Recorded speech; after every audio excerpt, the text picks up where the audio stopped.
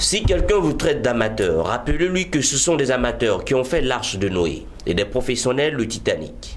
La suite, on la connaît tous. Croyez en vous.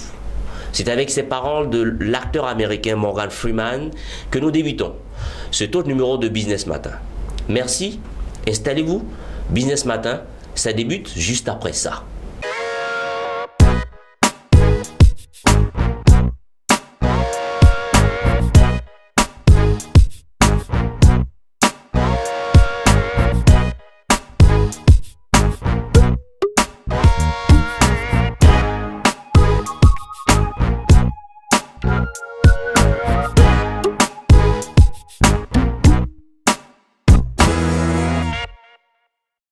Deux rubriques pour ce numéro de Business Matin. Première rubrique, l'invité du matin. Nous parlerons du traitement des eaux usées avec professeur Ouattara Lassiné.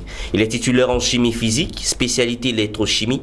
Il est enseignant-chercheur au laboratoire de chimie physique à l'UFR SSMT de l'université Félix Houphouët-Boigny. Dans la deuxième rubrique, nous parlerons du SILO, du Salon international de l'aménagement de l'eau qui se tiendra du 1er au 3 décembre ici à Abidjan, République de Côte d'Ivoire. L'invité du matin avec professeur Ouattara Lassiné, il est avec nous. Professeur Ouattara, bonjour. Oh, bonjour, monsieur. Alors, avec vous, nous parlons du traitement des eaux usées. Oui. Tout en rappelant aux téléspectateurs que vous êtes enseignant-chercheur à l'université Félix Houphouët-Boigny, plus précisément à l'UFR SSMT. Effectivement. Alors, qu'appelez-vous eaux usées? Je vous remercie de l'occasion que vous me donnez d'être dans vos studios pour parler de ce sujet très important qui est le traitement des eaux usées. Pour revenir à votre question, je dirais simplement que les eaux usées sont des eaux qui ont été utilisées, dont la qualité a été altérée par l'homme. Ce sont des eaux qui contiennent des substances qui dénaturent sa qualité, et ces substances peuvent être des bactéries ou des substances organiques. Très bien. Alors ça, c'est un professeur d'université qui nous parle, c'est un professeur titulaire qui nous parle de manière terre à terre. Pour nos téléspectateurs, des eaux usées, qu'est-ce que c'est? Les eaux usées, si je prends le cas des eaux usées domestiques à la maison, nous faisons la cuisine. Oui. Ces eaux qui sont rejetées dans les égouts sont mélangées à tout ce que nous utilisons pour la cuisine. Par exemple, il y a des huiles, il y a de l'huile qui se mélange à l'eau, qui descend. Et quand nous faisons aussi le traitement des cheveux, nous avons des produits que nous utilisons qui se mélangent à l'eau et qui sont rejetés. Ce sont ces eaux-là que nous qualifions d'eau usée. Lorsqu'on lave les habits également?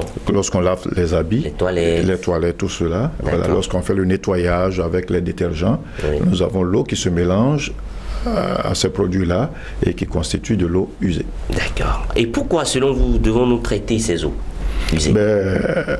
Nous devons traiter ces eaux pour, dans un premier temps, préserver la santé humaine. Oui. Et dans un deuxième temps, préserver l'environnement. De manière pratique encore, comment est-ce qu'on traite les eaux usées? Pourquoi ça consiste? Le traitement des eaux usées consiste en suivre des étapes. Des étapes. Il y a plusieurs étapes qu'il faut suivre. Et les étapes, vous les avez définies en 4. Voilà, donc nous avons la phase de pré-traitement. Ensuite, nous avons le traitement primaire. Nous avons un traitement dit secondaire et un traitement tertiaire. Alors ça se passe comment? C'est avec des appareils? C'est avec des produits? Parlez-nous d'abord de la phase de pré-traitement. La phase de pré-traitement consiste à se débarrasser des matières grossières qui peuvent exister dans l'eau, comme les cailloux, comme le sable, comme les branches. Et cela se fait par dégrillage, tamisage et même par décantation. Très bien. Donc si je vous suis bien, on a des eaux usées, on utilise un tamis. Oui. Ça filtre. Voilà, donc il faut laisser les matières grossières sur ce tamis pour éviter de perturber les traitements ultérieurs de l'eau. Et ça, c'est la phase de pré-traitement. Donc ça, c'est la phase de pré-traitement. Même dans cette phase de pré-traitement, il y a aussi le désulage. Parce qu'on peut avoir de l'huile, la graisse sur l'eau. Et donc, il faut apporter dans l'eau des bulles d'air pour faire remonter la graisse et racler cette graisse. Les bulles d'air, on les a comment? C'est de l'air, donc on pompe de l'air, tout simplement, avec une machine. Voilà. D'accord. Et la machine s'appelle comment? Bon, c'est une pompe à air, tout simplement. À air, simplement. Voilà. D'accord. La deuxième phase, c'est la phase primaire. Oui, la phase primaire consiste à faire en sorte de réduire la quantité de matière en suspension ou même de faire en sorte que la matière en suspension puisse véritablement être enlevée de l'eau. La matière en suspension. Voilà, en fait, c'est des particules qui troublent l'eau. C'est-à-dire quand nous voyons l'eau trouble, en réalité, ce sont des particules fines qui sont dans de l'eau. Dans de l'eau. C'est la présence de ces particules-là qui fait que nous avons le caractère trouble de l'eau. Et on enlève ces particules en suspension comment? Il faut ajouter des produits chimiques. Des produits chimiques. Voilà, des produits chimiques. On peut avoir le nom de certains de ces produits chimiques. On peut avoir l'alumine. L'alumine. Voilà, on peut avoir de l'alumine qu'on peut ajouter à l'eau. Pas des produits toxiques. Ce ne sont pas des produits toxiques. Donc on ajoute à l'eau. Donc ça va déstabiliser ces matières-là et qui vont s'agglomérer, vont avoir un certain poids et vont descendre dans l'eau. Donc il y aura une décantation. Très bien. Et donc la partie surnageante de l'eau, ou la séparation de cette matière solide avec l'eau qui est surnageante va continuer le traitement ultérieur. D'accord. Ensuite, le traitement secondaire. Le traitement secondaire, c'est un traitement biologique, généralement utilisé, qui s'apparente à un traitement naturel de l'eau.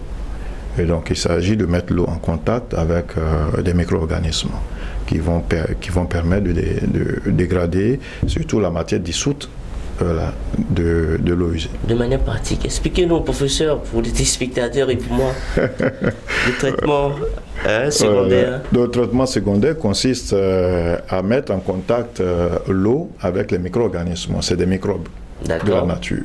Si nous prenons un exemple simple, quand il y a vous déposez de la viande sur le sol, au bout d'un certain temps, vous constatez que la viande a disparu.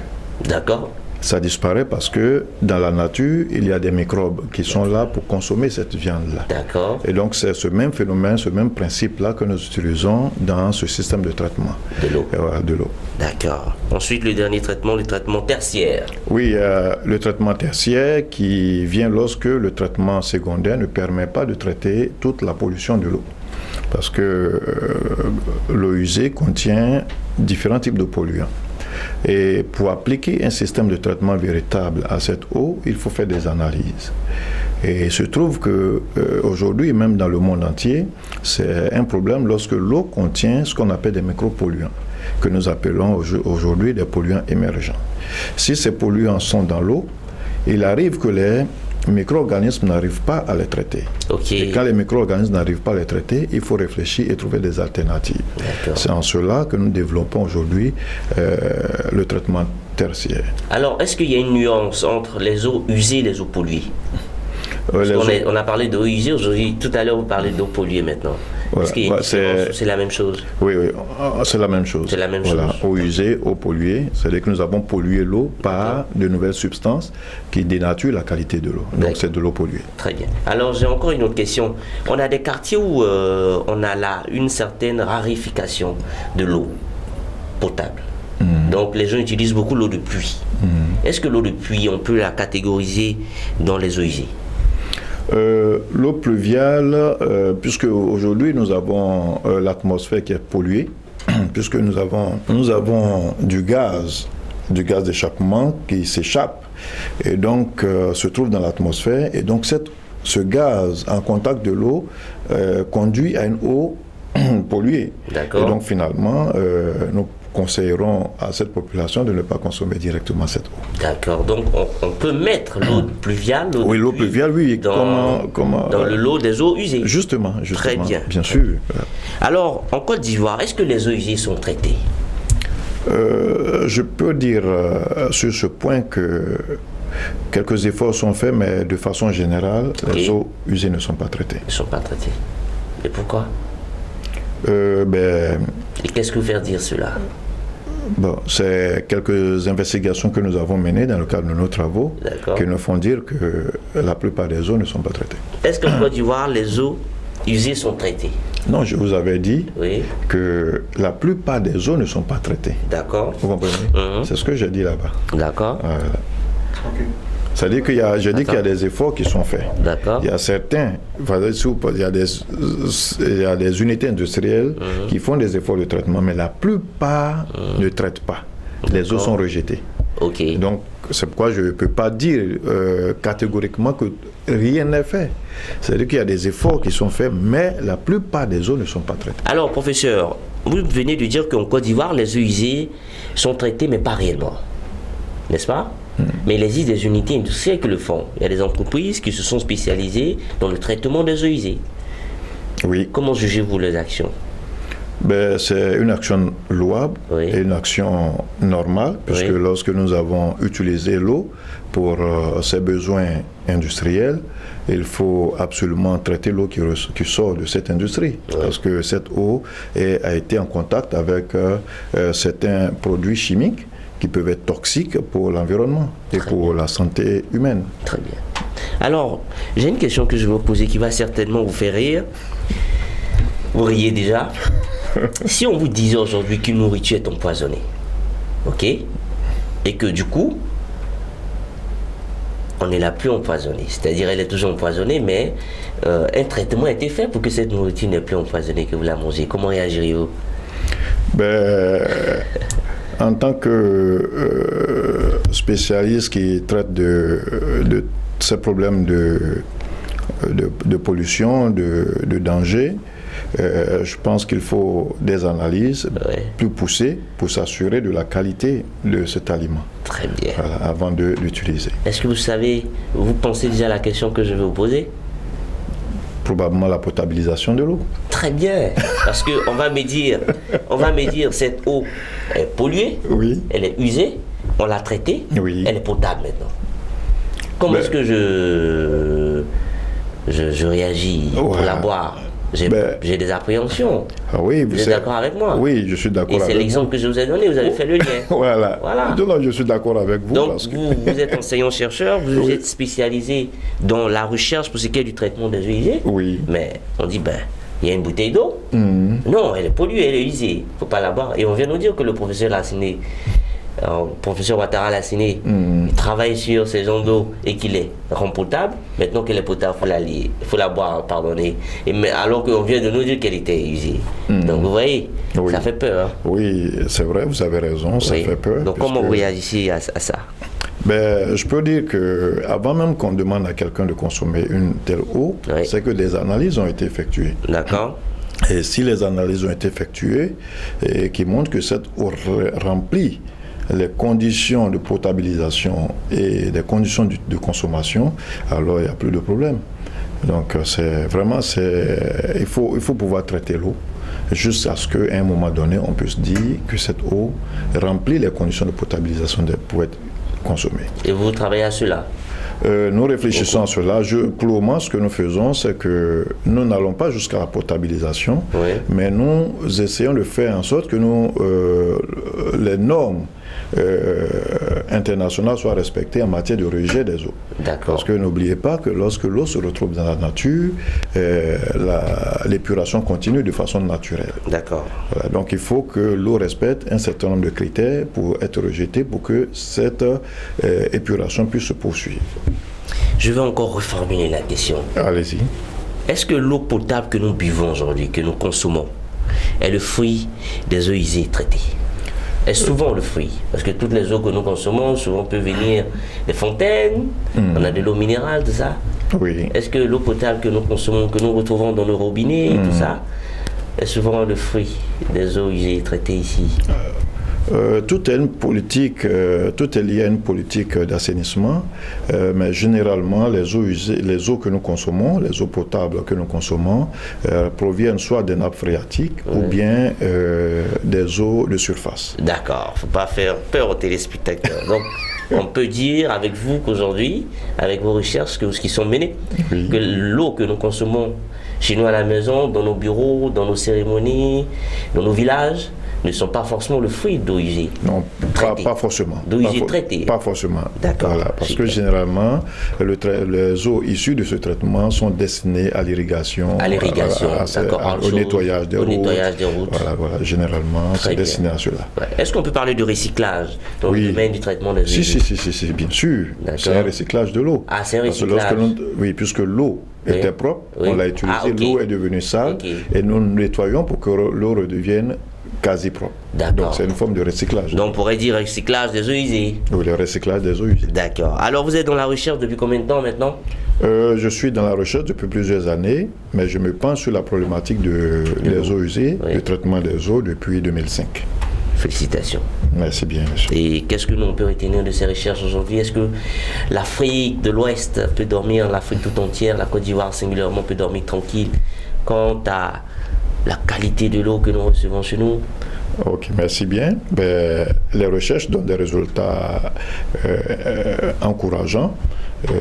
Depuis que nous menons ces études, nous avons abouti au fait que pour pouvoir avoir une eau de bonne qualité, une eau qui respecte les normes internationales de rejet, et il faut coupler les méthodes biologiques qui constituent les méthodes de la phase secondaire à des méthodes d'oxydation avancée, et en l'occurrence le traitement des eaux usées par l'électrochimie. Justement, ça fait l'objet même du développement d'un système de traitement que vos services ont eu l'occasion de voir. D'accord. Et donc aujourd'hui le travail à ce niveau, au niveau de la recherche, va de l'avant. Super, félicitations. Merci. Professeur Ouattara Lassine, avec vous, nous avons parlé du traitement de l'eau. Vous êtes enseignant-chercheur en chimie physique, spécialité électrochimie à l'université Félix Faubry. Oui. Merci d'être venu. Merci à vous de m'avoir invité. Moi, je suis vraiment content de vous avoir reçu. Voilà, moi pareillement. Merci. Chers téléspectateurs, nous avons parlé de l'eau en première rubrique. En deuxième rubrique, nous parlerons encore de l'eau, parce qu'aujourd'hui, c'est une émission 100% eau, et qui dit eau, dit source de vie. C'est parti pour le deuxième invité qui vient nous parler du SILO, du Salon international de l'aménagement de l'eau d'Abidjan, qui se tiendra du 1er au 3 décembre ici à Abidjan. Merci, professeur. Merci bien. Et on vous attend au SILO. J'y serai. C'est parti pour notre deuxième invité.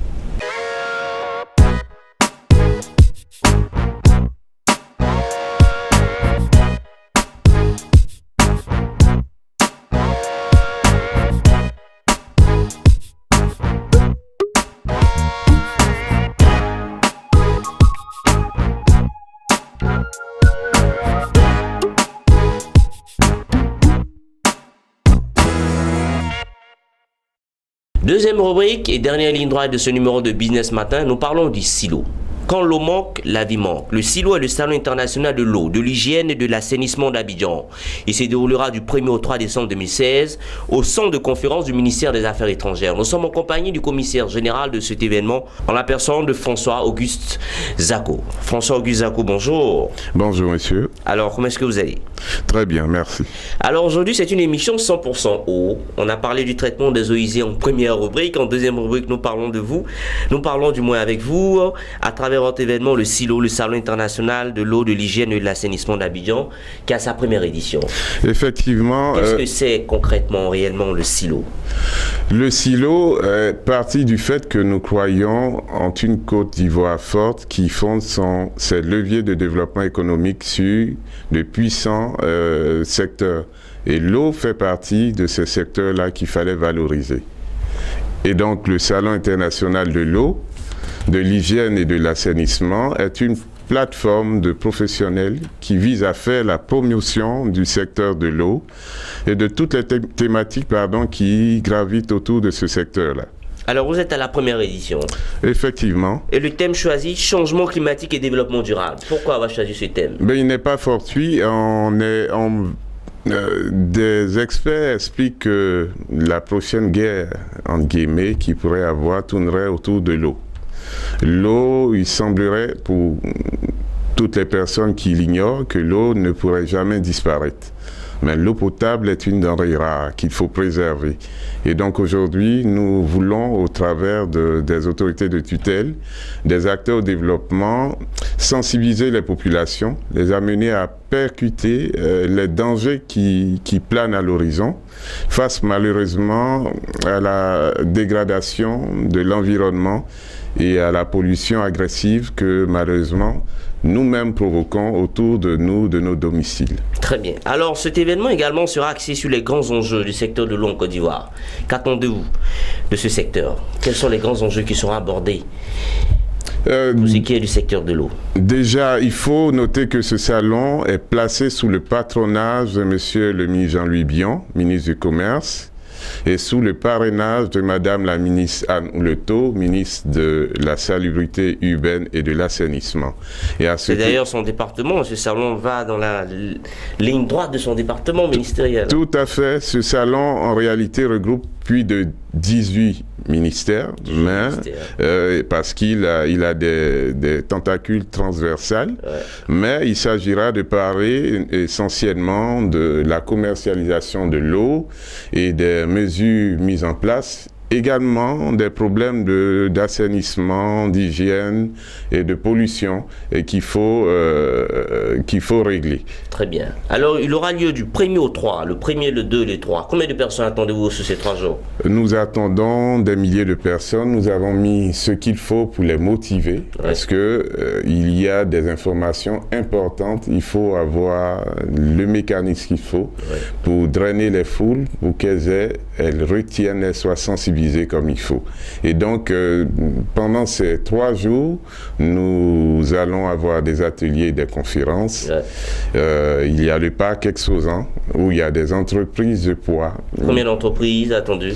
Une vingtaine, une trentaine d'entreprises. Une vingtaine, une trentaine. Voilà, Mais à ce jour, vous avez combien d'entreprises qui ont déjà signalé leur présence? Nous avons 20-25 entreprises. 20-25 entreprises. Et on attend encore le retour de certaines autres qui sont en train de se manifester là. D'accord. Super. Le SILO, le Salon international de l'eau, de l'hygiène et de l'assainissement d'Abidjan, première édition, thème changement climatique et développement durable sous le parrainage, c'est ça, de Madame Anne Ouleto. Tout à fait. Et la présence effective également du ministre Jean-Louis Bion. Oui, effectivement. Du 1er au 3 décembre. Effectivement. Des coordonnées pour ceux qui nous regardent? C'est le 42 95 42 95 au niveau du mobile et le 22 01 47 89 au niveau du fixe. Donc, je reprends, si vous permettez. 42 95 42 95 et sur le fixe 22 01 47 89. Merci. Monsieur François-Auguste Zako, commissaire général du SILO. Je vous en prie, merci à vous. L'événement n'a pas encore débuté, mais on pourrait dire vive le SILO 2017. Oui, avant, si vous me permettez une dernière minute, il y a 2 innovations que nous sommes en train de mettre en place. La Côte d'Ivoire est pionnière dans beaucoup de secteurs et à travers une ONG, elle a conçu la première initiative DIM pour la préservation de l'eau et de l'humanité. Et ce team-là sera présenté lors du gala de clôture. Et en partenariat avec le partenariat national de l'eau en Côte d'Ivoire et l'Association africaine de l'eau, un prix a été lancé, c'est la Goutte d'Or, qui vise à récompenser depuis la Côte d'Ivoire et sur les tentacules internationales toutes les entreprises qui désormais vont poser des actes d'impact réel en faveur contre les effets, on dirait contre les effets pervers du réchauffement climatique. Et on invite vraiment les décideurs et les invités d'exception qu'on attend à venir massivement à ce gala-là. Tous au centre de conférence du ministère des Affaires étrangères, c'est en Côte d'Ivoire, du 1er au 3 décembre 2016. La Côte d'Ivoire abrite la première édition du Salon international de l'eau, de l'hygiène et de l'assainissement d'Abidjan sur le thème changement climatique et développement durable. Merci. Business Matin, c'est terminé. Ça a été une émission 100% eau. Merci de nous avoir suivis et à la semaine prochaine. D'ici là, restez scotchés sur le canal 161.